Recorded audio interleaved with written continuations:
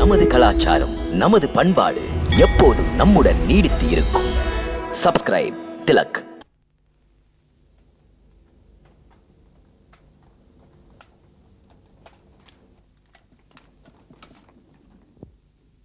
மன்னவா, உங்கள் ஆணையை மீறுவதாக நினைக்காதீர்கள்.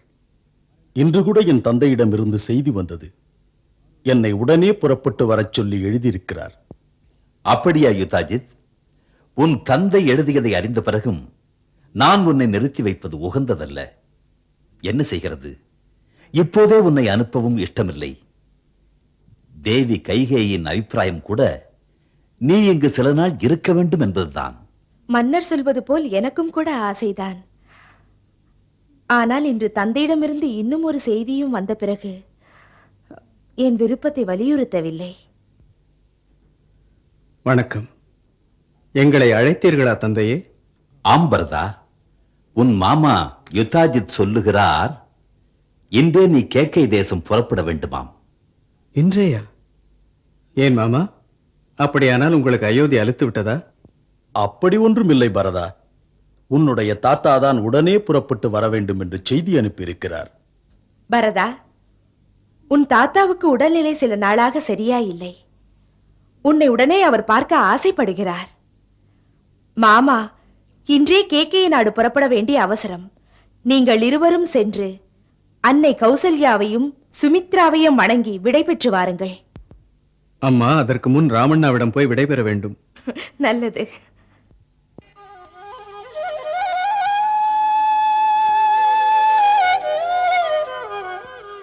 வாழ்க.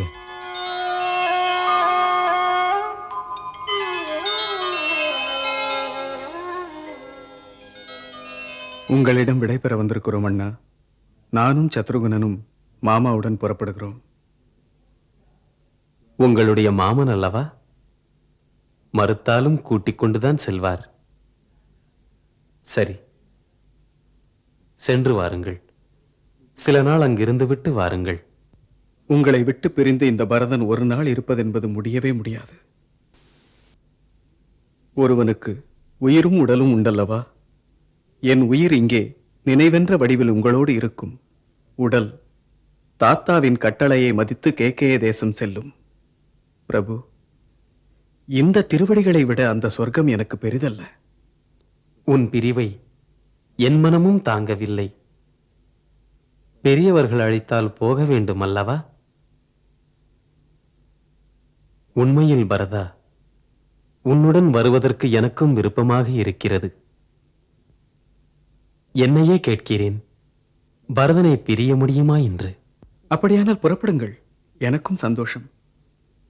புறப்படலாம், ஆனால் பொறுப்புகள் இருக்கின்றதே. லக்ஷ்மணனும் நானும் சென்றபோது நீயும் சத்ருகுணனும் இங்கிருந்தீர்கள். இப்போது நீங்கள் போகும்போது நானும் லக்ஷ்மணனும் இங்கு இருக்க வேண்டாமா? பரதா, ஒன்று மட்டும் நினைவிருக்கட்டும், இந்த பிரிவு நீண்டு விடக்கூடாது. கூப்பிட்டால் உடனே வர வேண்டும். என்னை சீக்கிரம் கூப்பிடுங்கள். தங்களை பிரிந்து பரதன் இருக்க முடியாது.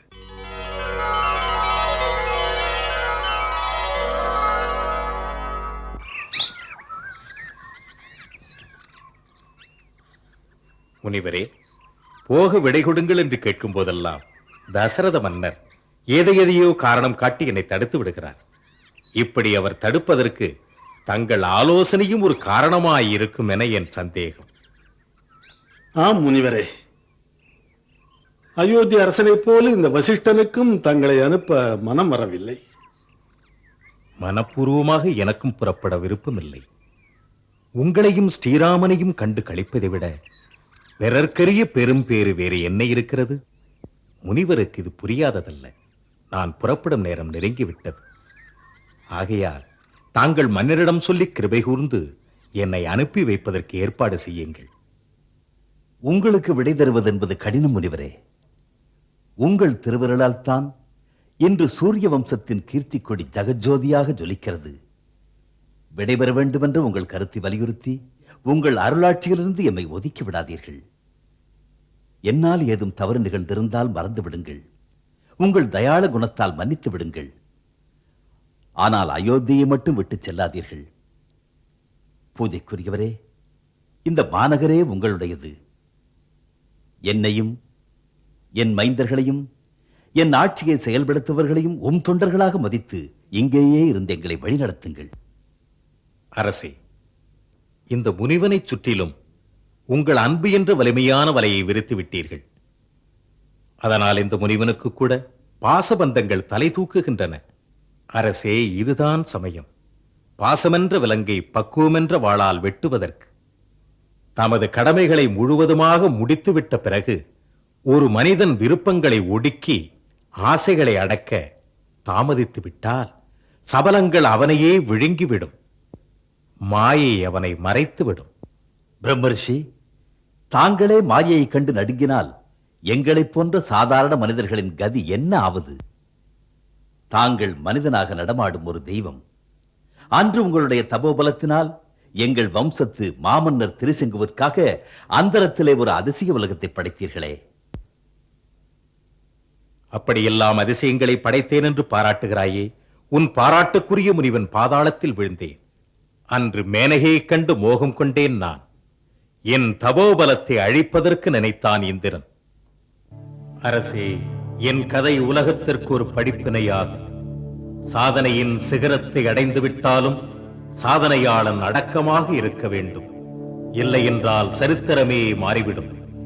ஏகத்திலே அமர்ந்து யோகத்திலே அடைந்த ஆயிரக்கணக்கான ஆண்டுகளின் தபோபலம் கணநேர பெண்ணாசையின் கவர்ச்சியால் அழிந்துவிடும்.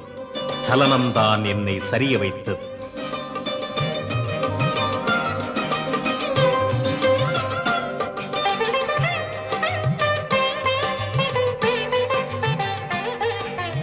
மான்விழியாள் மேனகை வான் தலைவன் இந்திரனால் நான் அழிய காரணமாக பூமிக்கு அனுப்பி வைக்கப்பட்டாள்.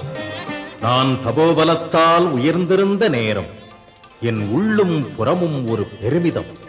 அதன் விளைவு நானும் அகந்த என்னிடம் தலை தூக்கி இருந்தது. யாரும் எனக்கு கீடில்லை என்ற இருமாப்பும் வளர்ந்தது.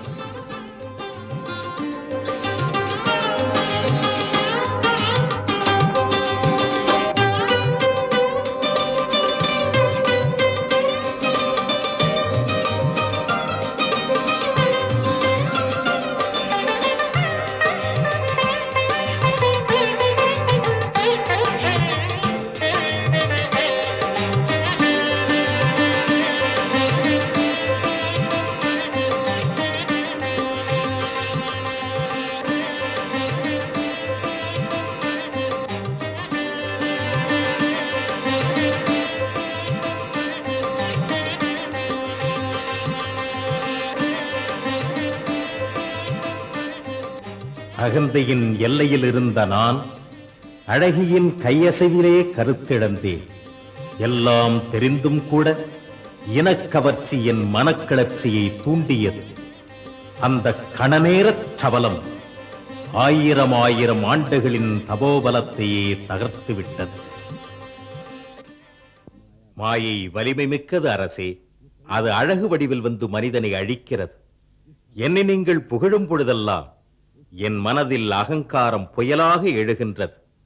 சத்திய வாழ்க்கை நடத்தும் சாதுவான இந்த பிரம்மரிஷி வசிஷ்டரே என்னை பிரம்மரிஷி என்று ஒப்புக்கொண்டதில் இன்னும் என் அகம்பாவம் வளர்ந்து அவர் மனதை உறுத்தும் அளவிற்கு கூட நடந்திருக்கிறேன். பண்பே உருவான இந்த பெரியவர் பரிவோடு பரம கருணையோடு என்னை மாய வலையிலிருந்து மீட்டார். இன்று மீண்டும் நான் தங்கள் அன்பெனும் வலையில் அகப்படும் அளவுக்கு என்னை சிறைப்படுத்தி சிக்க வைத்து விடாதீர்கள். அன்பு பாசவலையாகாது பிரபு. அமைதியுடன் உங்கள் திருவடிகளை பூஜிக்க நினைக்கிறேன். பாசவலையில் சிக்க வைப்பது என் விருப்பமல்ல. இந்த பேச்சும் கூட மாயையின் ஜாடைதான் அரசே. சாத்திரம் சொல்லுகிறது, மனிதன் எப்போது இல்லற கடமைகளை முடிக்கிறானோ அப்போதே அவன் தனது மனைவியை, மக்களை, பாசமுள்ள நண்பர்களை மறந்து சீரான சமயத்தில் தானாகவே ஒதுங்கி தன் ஆன்மீக உயர்வுக்கு பாடுபட வேண்டும். அப்படி அவன் செய்ய மறந்துவிட்டால் மரணம் வரும்போதுதான் தன் பிழையை உணருவான். ஆகையால் வருமுன் காப்போனாக முதலில் தன்னை அறிய வேண்டும். மாமுனிவர் வசிஷ்டரே, இனிமேலாவது விடை கொடுங்கள். முனிவரே, தங்களுடைய தவத்தால் ஆன்மீக பிரகாசத்தால் அயோத்தி முழுவதும் ஜலிக்கிறது. இந்த ஜோதியை அழப்பதற்கு எங்கள் மனம் இடம் தரவில்லை. மன்னவா, சாதுக்களையும் நதிகளையும் தடுப்பது உச்சிதமாகாது. ஆகையால் அரசே, நான் விஸ்வாமித்திரரின் விருப்பத்தை ஆமோதிக்கிறேன். தாம் இருவரும் குருநாதர்கள். தம் ஆணையை சிரம்தாழ்த்தி செயல்படுத்துகிறேன்.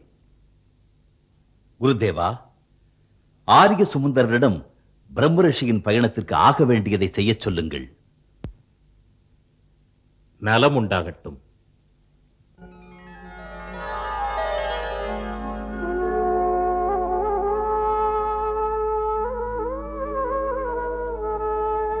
சாத்திரம் சொல்லுகிறது, மனிதன் எப்போது இல்லறக் கடமைகளை முடிக்கிறானோ அப்போதே அவன் தன் மனைவியை, மக்களை, பாசமுள்ள நண்பர்களை மறந்து சீரான சமயத்தில் தானாகவே ஒதுங்கி தன் ஆன்மீக உயர்வுக்கு பாடுபட வேண்டும்.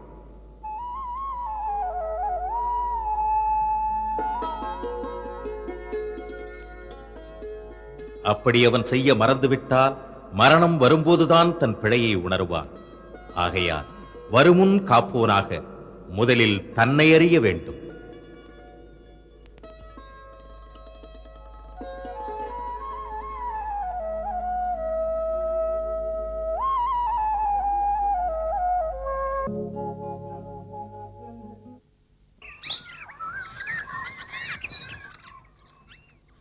குருதேவா, மன்னர் தசரதர் ஆசிரமத்திற்கு வருகை தருகிறார்.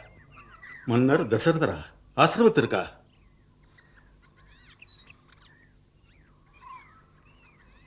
வணக்கம் குருதேவா. நலமுண்டாகட்டும். நல்வரவாகட்டும் அரசே. ஒரு துறவியின் ஆசிரமத்துக்கு அரசர் வருவதென்றால் நிச்சயம் ஏதோ விசேஷம் இருக்க வேண்டும். ஆம் குருதேவா, உங்களிடம் என் மனத்தின் சலனங்களை பற்றி தனிமையில் சந்தித்து சிந்திக்க வேண்டும். தங்களது நித்திய கடமைகளை முடித்த பிறகு சிறிது நேரம் எனக்காக ஒதுக்கி தர வேண்டும். அவசியம். யாருக்கும் குருவின் திருவருள் இருந்தால் எல்லா விருப்பங்களும் எளிதில் நிறைவேறிவிடும். தசரதனுக்கு இப்பிறவியில் ஏதேனும் சிறப்பிருந்தால் அதுவும் தங்களை பூஜித்த பலன்தான். பிரபு, இப்போது என் மனதில் ஒரே ஒரு ஆசைதான் இருக்கிறது. அதுவும் தம்முடைய ஆசீர்வாதத்திலே பூர்த்தியடைந்தால் என் பிறவிக்கு ஒரு அர்த்தம் இருக்கும். அடக்கம் மிகுந்த உனது பேச்சிலே மகிழ்ந்தேன். அமைதியாக உன் விருப்பங்களை எல்லாம் எடுத்துச் சொல். முனிவரே, ராமன் இப்போது அனைத்திலும் தகுதியுள்ளவனாகிவிட்டான். ஊழியர்கள், மந்திரிகள், அயோத்தியின் மக்கள், நாட்டின் எதிரிகள் கூட அவனை நேசிக்கிறார்கள். அனைத்து மக்களும் அவனிடம் வைத்த அன்பு தங்களுக்கும் எனக்கும் உள்ளது போல. அதனால் அயோத்தி அரசு பொறுப்பை அவனுக்கு வழங்க விரும்புகிறேன். குருதேவா, தாங்கள் என் ராமனுக்கு ராஜ பதவி அளிக்க ஆணையிட்டால் இந்த கிழவன் கண்ணிருக்கும் போதே ராமனின் ராஜ்யாபிஷேகத்தை கண்டு களித்தவனாவேன். பிறகு நான் இருந்தாலும் இறந்தாலும் எனக்கு மனக்குறைகளே இருக்காது. மன்னவா, உனது பேச்சு இந்த துறவியையும் ஆனந்தப்பட வைத்து விட்டது. உன்னுடைய முடிவு சீரானது, சிறப்பானது. மன்னா, இதை செயலாக்க நீ சபையை உடனே கூட்டியாக வேண்டும். அந்த சபையில் அனைத்து பகுதியின் அரசரையும், அமைச்சர் பெருமக்களையும், அதிகாரிகளையும், நாட்டின் வளர்ச்சியில் நாட்டமுள்ள பிரமுகர்களையும் வரவழைத்து உன்னுடைய முடிவுக்கு அவர்களிடம் ஒப்புதல் வாங்க வேண்டும். பிறகு சிறப்புமிக்க வகையில் ராமனுக்கு ராஜபதவி அளிக்கலாம். இதுதான் உன்னுடைய பரம்பரை பழக்கம். அந்த வழக்கத்தை நீயும் பின்பற்ற வேண்டும். வணக்கத்துக்குரிய குருதேவரே, இங்கே வருகை தந்திருக்கும் நல்லோரே, இக்ஷ்வாகு வம்சத்தின் முன்னோர்களின் பாதையிலே எளியேனும் என்று வரை மக்களை என் மைந்தர்களாக மதித்து என்றும் அவர்கள் நன்மைக்காகவே உழைத்து வந்திருக்கிறேன். இன்று எனது வம்சத்தின் பெயர் சொல்ல வைத்தவர்கள் இறுதி நாட்களில் நடந்து கொண்டதைப் போல என் வாழ்க்கையின் எஞ்சிய நாட்களை வானப்பிரஸ்த வாழ்க்கையாக அமைத்துக் கொள்ள என்னுடைய ஆன்மீக அமைதிக்காக ஒதுங்கி இருக்க விரும்புகிறேன். அதனால் உங்களுடைய ஒப்புதலை பெற்று என்னுடைய மூத்த மைந்தன் ராமனுக்கு ராஜ்யத்தின் பொறுப்புகளை அளிக்க விரும்புகின்றேன். நான் விரைவில் ராமனுக்கு பட்டம் சூட்ட விரும்புகிறேன். இதை என்னுடைய வேண்டுகோளாக அனைவரும் எடுத்துக்கொண்டு இங்கு அமர்ந்திருப்பவர்கள் அதை ஆழ்ந்து சிந்தித்து ஏற்கத்தக்கதானால் எனக்கு ஒப்புதல் அளியுங்கள். இந்த என் அபிப்பிராயத்தில் ஏதும் தவறு இருந்தால் ஒருவித தயக்கம் என்று எடுத்துச் சொல்லிவிடுங்கள். மன்னவா, நாங்கள் நினைத்ததை நீங்கள் சொல்லிவிட்டீர்கள். எதிர்பார்த்த இனிய முடிவுக்கு நாங்கள் இதயபூர்வமாக ஒப்புதல் அளிக்கிறோம் மன்னவா.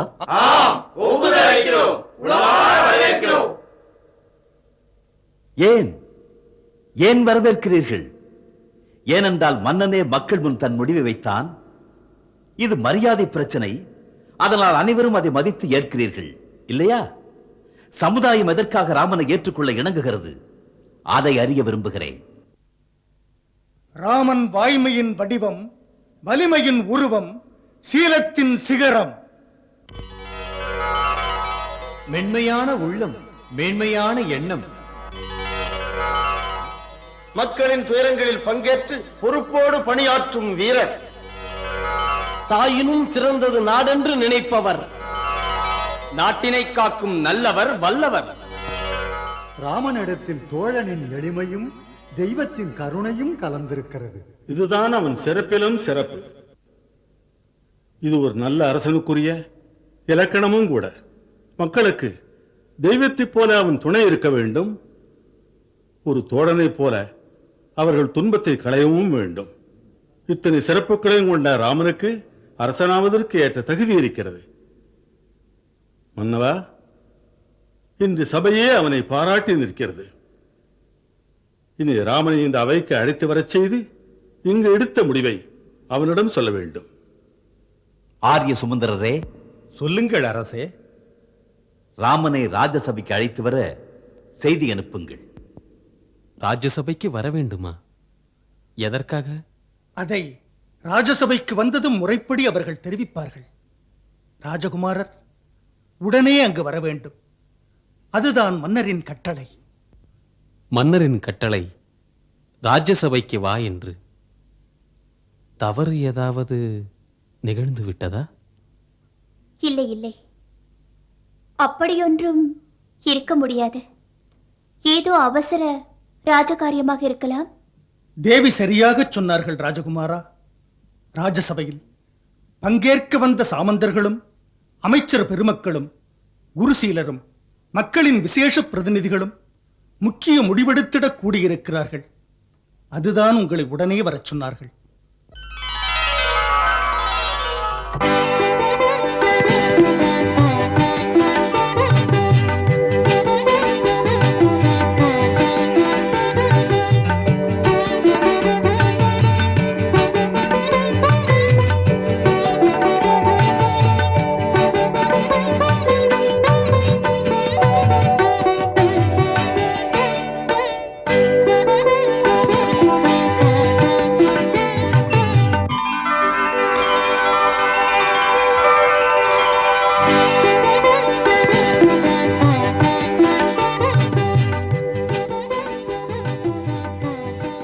மைந்தன் என்ற உறவில் ராமன் உங்கள் திருவடிகளை வணங்குகிறான். மன்னர் என்ற முறையில் உங்கள் விருப்பம் போல் நடக்க வந்திருக்கிறான். கட்டளையிடுங்கள். ராமா, சபையில் அமர்ந்திருக்கும் சான்றோர்களும் அமைச்சர்களும் மக்கள் பிரதிநிதிகளும் ஏகமனதாக இன்று எடுத்த முடிவுப்படி அன்பும் பண்புகளும் அமைந்த உனக்கு யுவராஜ பட்டாபிஷேகம் நிச்சயித்திருக்கிறது. சிறப்பான உன் குணங்களை ஆராய்ந்து சபை கூடி எடுத்த முடிவு நேர்மையாக ஆட்சி செய்வாய் என்று எதிர்பார்க்கிறது. மக்களை நீ மதிக்கின்ற காரணத்தால் ராஜ பதவியை நீ ஏற்றால் நாட்டின் அமைதிக்கும் அனைத்து மக்களின் வாழ்வுக்கும் எந்த ஒரு பிரச்சனையுமே இருக்காது. உன்னுடைய வீரத்தின் துணையால் நாடு பயமின்றி இருக்கும். ஆகையால் நீ யுவராஜ பதவியை ஏற்றுக்கொண்டு அந்த பதவியை பெருமைப்படுத்து. முனிவரே, மறுத்துச் சொல்வதற்கு மன்னியுங்கள். முடிவெடுத்தது சரியல்ல என்பது எனது தாழ்மையான கருத்து.